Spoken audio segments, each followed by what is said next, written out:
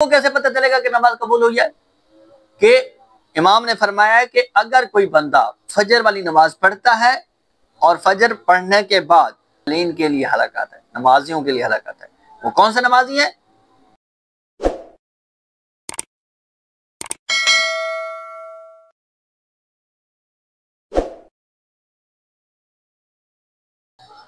औज़ुबिल्लाहि मिनश्शैतानिर्रजीम, बिस्मिल्लाहिर्रहमानिर्रहीम। आज हम इस वीडियो में ये बयान करेंगे कि लोग कहते हैं हम नमाज पढ़ते हैं तो नमाज हमारी कबूल हुई है या नहीं है।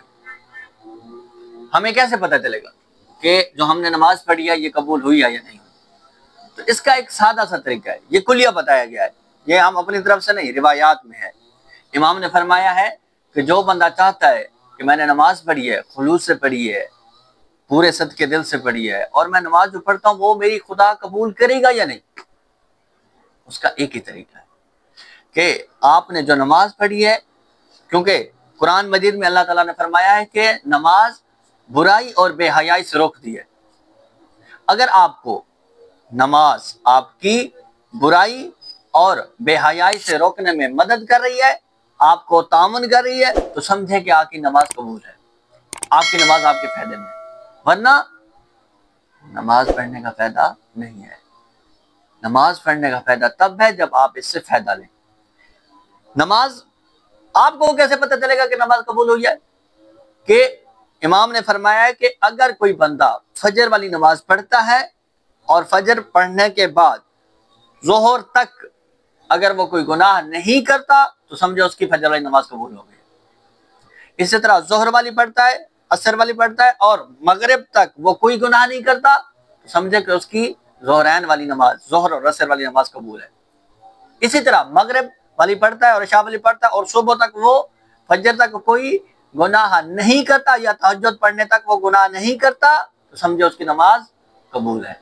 ये कुलिया है सादा सा कि अगर हमें हमारी नमाज गुनाहों से रोकती है, खुदा की तरफ लेकर जाती है, खुदा के करीब करती है, हमें एक अच्छा इंसान बनने में हमारी मददगार साबित होती है, तो हमारे लिए फायदेमंद है। वरना कुरान में कहा है फवाइलुल लिल मुसल्लीन, मुसल्लीन के लिए हलाकत है, नमाजियों के लिए हलाकत है। वो कौन से नमाजी हैं? जो सुस्ती बरतते हैं, अल्लज़ीना हुम अन सलातिहिम साहून, जो अपनी नमाज में काहली बरतते हैं, सुस्ती करते हैं। पढ़ लेंगे, क्या है, वक्त पड़ा है, नहीं, जब खुदा की तरफ से बुलावा है तो सारे काम छोड़ दें, खुदा की तरफ जाए। खुदा की तरफ जाएंगे तो सारे मामला हल होंगे, खुदा के पास जाएंगे तो मामला हल होंगे। हल करने वाले के पास जाए ना, हम बाकियों के पास लगे हुए हैं, दोस्तों के पास, लोगों के पास, जिनके पास एक मतलब फीसद भी इख्तियार नहीं है मामलात को हल करने का, मसाइल को हल करने का। हल किसने करना है? खुदा ने। जब वो राजी हो गया ना तो वो लोगों के दिलों में डाल देगा, खुद ही आपके मामलात हल होने शुरू हो जाएंगे, खुद ही। तो कैसे होगा?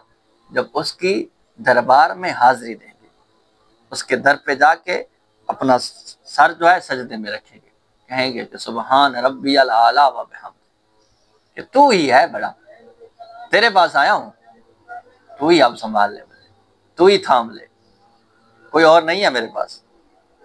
फिर देख, जब खुदा थामता है ना फिर छोड़ता नहीं है, खुदा जिसको थामता है ना फिर पार ही लगाता है।